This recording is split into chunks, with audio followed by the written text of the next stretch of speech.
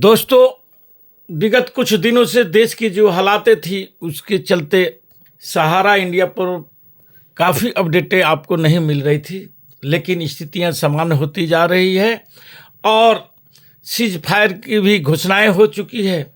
इसी के साथ एक ज़रूरी अपडेट था जो आप लोगों के समक्ष पेश करने जा रहा हूं।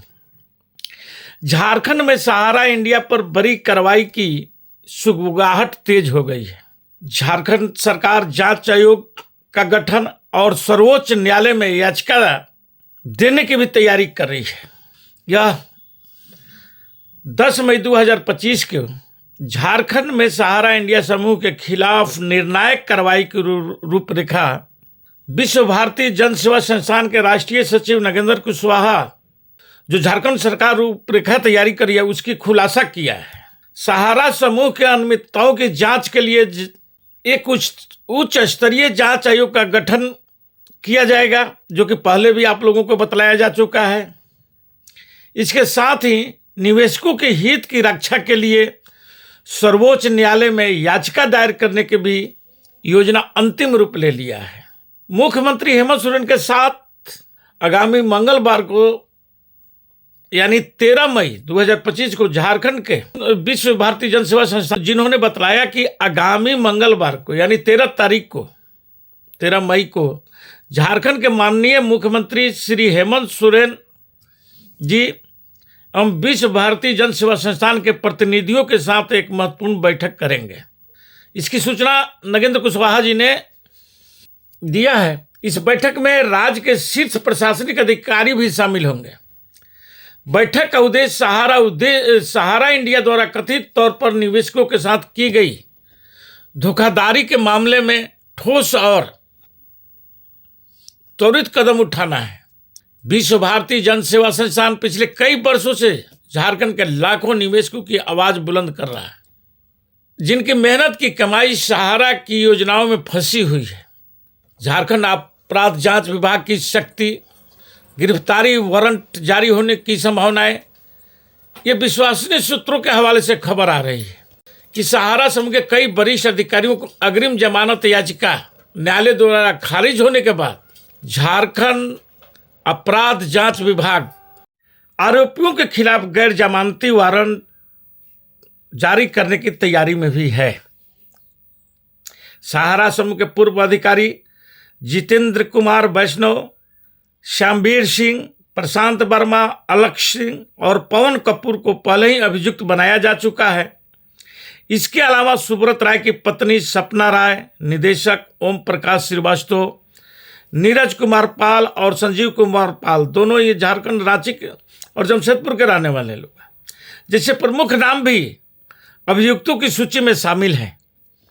इन पर गरीब और मध्यम वर्गीय निवेशकों को के हजारों करोड़ रुपया हड़पने का आरोप है, जो विभिन्न थानों में इनके खिलाफ एफआईआर दर्ज है और इसी के लेकर के सीआईडी इन पर जांच कर रही थी, जिसके बारे में आपको पहले भी बताया है कि जिसका सारे मॉनिटरिंग अनुराग गुप्ता जी कर रहे हैं, जो झारखंड सरकार के डीजीपी है, जिस पर बहुत सी बातें भी हो रही है कि क्यों भाजपा हटाना चाहती है, क्या किससे, ये सारी बातें पहले भी बतलाया जा चुका है। अब आते हैं मेन मुद्दे पर कि निवेशकों की में जगी न्याय की आस, विश्व भारती जन सेवा संस्थान के अथक प्रयास और झारखंड सरकार की तत्परता से सहारा निवेशकों में नई उम्मीद जगाई है। नगेंद्र कुशवाहा ने कहा कि हमारा एकमात्र लक्ष्य उन लाखों निवेशकों को उनका हक दिलाना है, और ये आप देख भी रहे होंगे कि जितना एक्टिव है, हमको लगता है कि पूरे देश में सहारा पीड़ितों के लिए अलग अलग मंच बनाए गए हैं, लेकिन वे लोग जितना एक्टिव नहीं है उससे ज़्यादा नगेंद्र कुशवाहा जी एक्टिव है और वह अथक प्रयास भी कर रहे हैं। और उन्हीं के कारण अब देखे होंगे कि लोकसभा के गेट तकले सांसदों ने भी धरना प्रदर्शन किया और मांग किया था। विश्व भारती जन सेवा पटना से लेकर के जंतर मंतर तक अपनी मांगें दोहराने के लिए वहां पर प्रदर्शन कर रहा और करता रहा है, और आगे भी करने की भी फिर तैयारी है, जो कि अभी बिहार में ही महापंचायत बनाने की जो बात अब सुने हैं तो इस ढंग से यदि हर संस्थाएं लगी रहती तो क्या आज सहारा पीड़ितों को न्याय नहीं मिला रहता। खैर, इन बातों पर भी हम आएंगे आगे में। जिनका पैसा सहारा में अटका है, माननीय मुख्यमंत्री श्री हेमंत सोरेन इस मामले को पूरी गंभीरता से ले रहे हैं, जो झारखंड के निवेशक है, क्योंकि हेमंत सोरेन जी का भी एक अपनी दायरा है। अगर ऐसा ही कार्य उत्तर प्रदेश की सरकार करती, मध्य प्रदेश की सरकार करती, दिल्ली सरकार करती, बिहार सरकार का नीति और नियत सही होता, तो ये सहारा समूह अब तक निवेशकों का पैसा वापस कर चुका होता। लेकिन कहीं ना कहीं ये तमाम कमजोर सरकारें जो केंद्र के ये ही सहयोग से चल रही है, या कहें कि वे भाजपा की सरकार है, वे लोग इस पर क्यों चुप हो गए। हमें विश्वास है कि जल्द ही निवेशकों को उनका पैसा वापस मिलेगा। ये हेमंत सोरेन जी के वक्तव्यों से लगता है।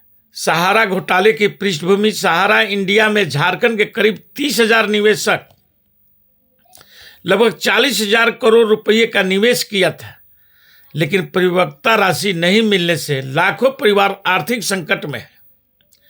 सर्वोच्च न्यायालय के बार बार आदेशों के बावजूद सहारा समूह द्वारा निवेशकों का पैसा लौटाने में देरी ने लोगों में गुस्सा पैदा कर दिया है।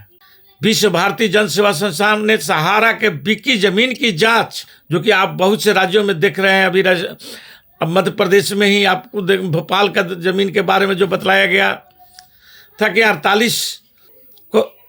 कई सौ करोड़ की जमीनें 48 करोड़ में दे दी गई, और उस पर भी सेबी के द्वारा चुप हो रहना, सेबी कोई उस पर जांच पड़ताल नहीं कर रही है, क्योंकि सेबी भी केंद्र सरकार के ही अधीन आती है। और इस तमाम चीजों पर अब जांच आयोग का गठन और सर्वोच्च न्यायालय में याचिका जैसी कदम इस मामले को और तेजी देगा। विशेषज्ञों का मानना है कि इन प्रयासों से सहारा समूह पर दबाव बढ़ेगा और निवेशकों को राहत जल्द मिलने की उम्मीद जगी है। निवेशक के लिए सलाह यह है कि वो अपने सभी दस्तावेज जैसे बॉन्ड, रसीदें और अन्य कागजात सुरक्षित रखें।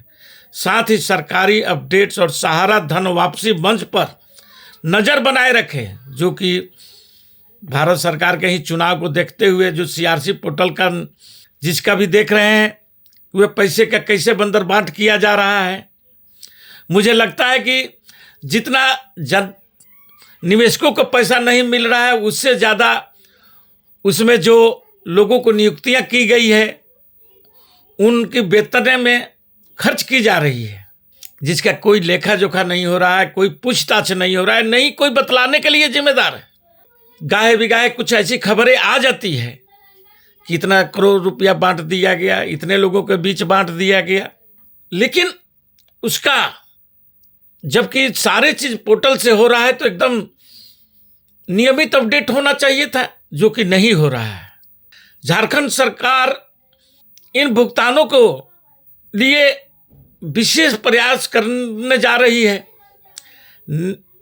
और झारखंड सरकार ही एक कदम और बढ़ा रहा है न्याय की ओर बढ़ता झारखंड सरकार और विश्व भारती जन सेवा संस्थान के इस संयुक्त पहल से सहारा इंडिया घोटाले के पीड़ितों में उम्मीद की किरण जग गई है।